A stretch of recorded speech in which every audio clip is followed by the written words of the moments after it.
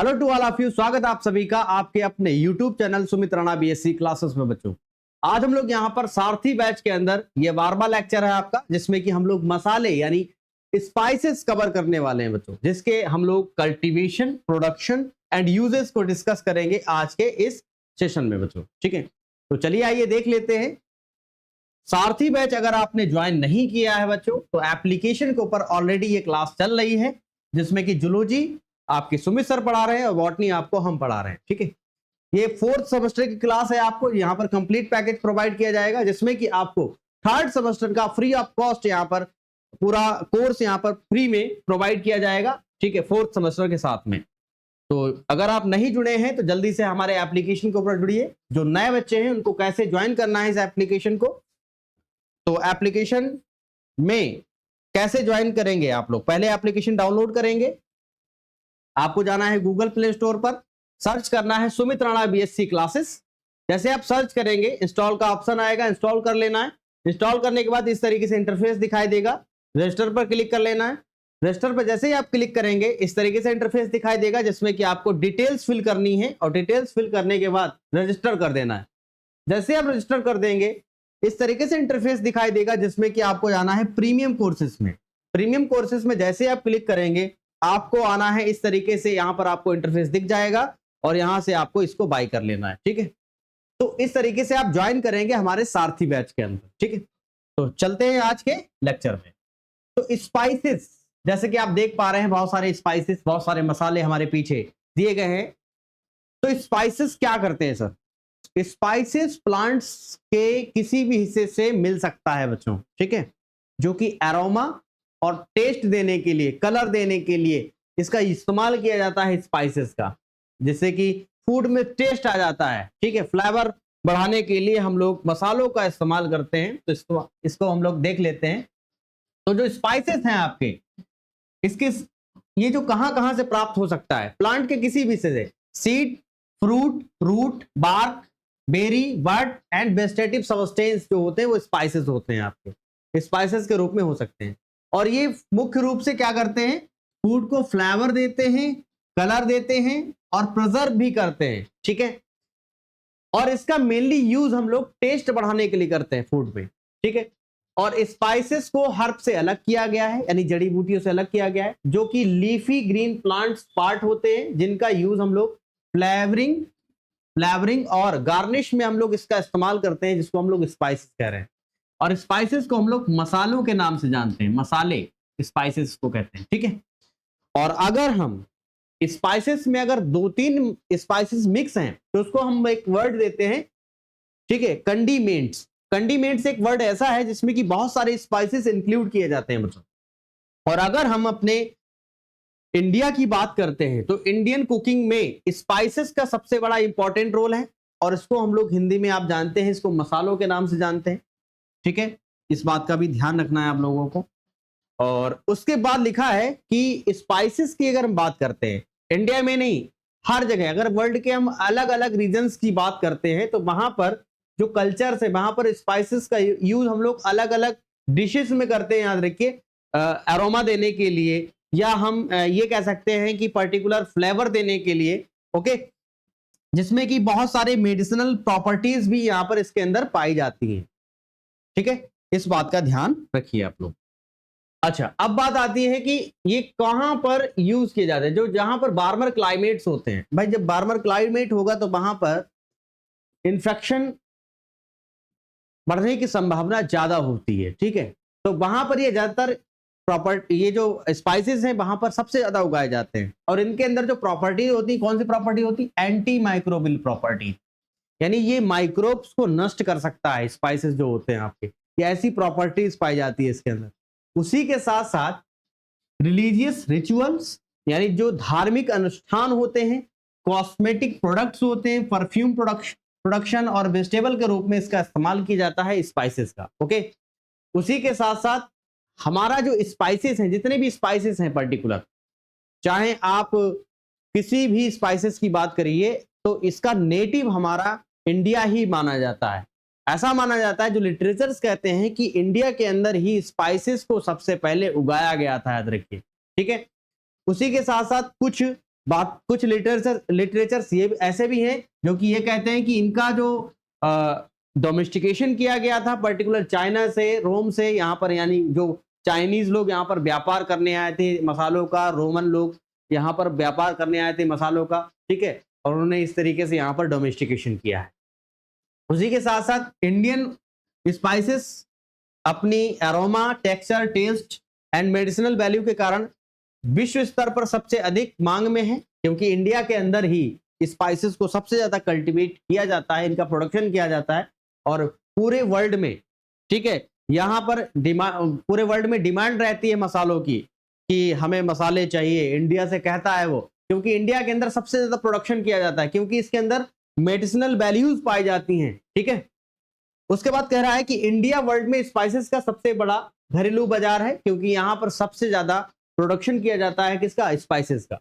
India में कई तरह के स्पाइसेस का प्रोडक्शन किया जाता है।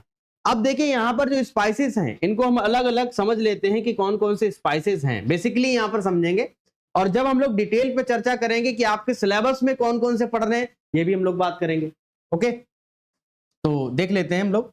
देखिए यहाँ पर हमने कुछ इंडियन स्पाइसेस की लिस्ट और उसके यूजेस को हमने यहाँ पर शो किया है, जिसमें कि आपको स्पाइसेस का नाम लिखा हुआ है और यहाँ पर कहाँ से प्राप्त हो रहा है वो स्पाइसेस और उसका क्या फंक्शन है, क्या मेडिसिनल यूजेस हैं उस पर्टिकुलर स्पाइसेस के। ओके, जिसमें कि आता है आपका ऑल स्पाइसेस, ठीक है। ऑल स्पाइसेस के सीड्स का यूज जो होता है फ्लेवरिंग एजेंट के रूप में करते हैं, जिसमें कि केक्स, ब्रेड जो या कुकीज जो बनाते हैं उसमें हम लोग इसका इस्तेमाल करेंगे। ओके, उसके बाद आता है एसाफोइटिडा, ये तो पहला हो गया। एसाफोइटिडा जो कि इसके रेजिन्स, जो ट्री होता है इसका प्लांट का, उसके रेजिन्स का इस्तेमाल किया जाता है और इसका इस्तेमाल डाइजेशन में, एंटी फ्लैटुलेंस प्रॉपर्टीज में, ब्रोंकाइटिस में, हुपिंग कफ में, ठीक है, इसमें किया जाता है। उसके बाद आता है बे लीव्स। बे लीव्स का यूज जो कि सूखी पत्तियां होती हैं किसी के पेड़ की, इसकी ट्री की, जिसको हम लोग फ्लेवरिंग एजेंट के रूप में करते हैं। और फ्लेवरिंग एजेंट में हम लोग राइस प्रिपरेशन या जो कड़ी वगैरह बनाते हैं तो उसमें इसका इस्तेमाल किया जाता है। इसको हम लोग हिंदी में तेजपात के नाम से भी जानते हैं बच्चों। फिर आता है कार्डामम।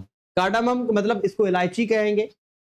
फ्रूट वाला भाग इसका यूज किया जाता है और इसका यूज हम लोग यूरिनरी प्रॉब्लम्स या स्किन डिजीज में भी इसका इस्तेमाल किया जाता है, इस बात का ध्यान रखना है। और फ्लेवर में, फूड में फ्लेवर देने में भी इसका बहुत बड़ा रोल रहता है। फिर उसके बाद आता है रेड चिली, लाल मिर्च, जिसके हम लोग सीड या फ्रूट का यूज करते हैं और इसमें सबसे ज्यादा विटामिन ए की क्वांटिटी सबसे ज्यादा रहती है और इसका यूज हम लोग स्पाइसी जो डिशेस होती हैं उसमें इसका इस्तेमाल करते हैं, ये तो आप लोग जानते ही होंगे। उसके बाद आता है ग्रीन चिली, हरी मिर्च, जिसके हम लोग फ्रूट का यूज करते हैं, जिसमें कि इसमें भी विटामिन ए की क्वांटिटी सबसे ज्यादा रहती है और फ्लेवर देने के लिए इसका इस्तेमाल किया जाता है। उसके बाद आता है फेनुग्रीक, जिसको हम मेथी के दाने के नाम से जानते हैं, मेथी का दाना। इसके सीड्स का इस्तेमाल हम लोग रिड्यूस ब्लड शुगर लेवल, ठीक है, कार्बोनेटिव की फॉर्म में, और एनोरेक्सिया नाम की जो डिजीज होती है उसको रिलीव लेने के लिए इसका इस्तेमाल किया जाता है, पर्टिकुलर फेनुग्रीक का, यानी मेथी के दानों का। ओके, उसके बाद आता है गार्लिक। गार्लिक जो होता है बल्बस लाइक स्ट्रक्चर होता है, तो इसके बल्ब का इस्तेमाल हम लोग डाइजेशन में करते हैं, ठीक है, स्टिमुलेंट में करते हैं, एपेटाइजर की फॉर्म में करते हैं, और इसके अंदर क्योंकि एंटीबायोटिक प्रॉपर्टीज होती है तो बहुत सारे मेडिसिनल एस्पेक्ट में इसका इस्तेमाल किया जाता है, गार्लिक का, लहसुन का। उसके बाद आता है जिंजर, जिसको अदरक कहते हैं, जो कि एक अंडरग्राउंड स्टेम है। इस स्टेम का इस्तेमाल हम लोग डाइजेशन में, फ्लेवर देने में, और एंथेलमिंटिक जो प्रॉपर्टीज होती है इसके अंदर पाई जाती हैं, तो उसमें भी इसका इस्तेमाल किया जाता है।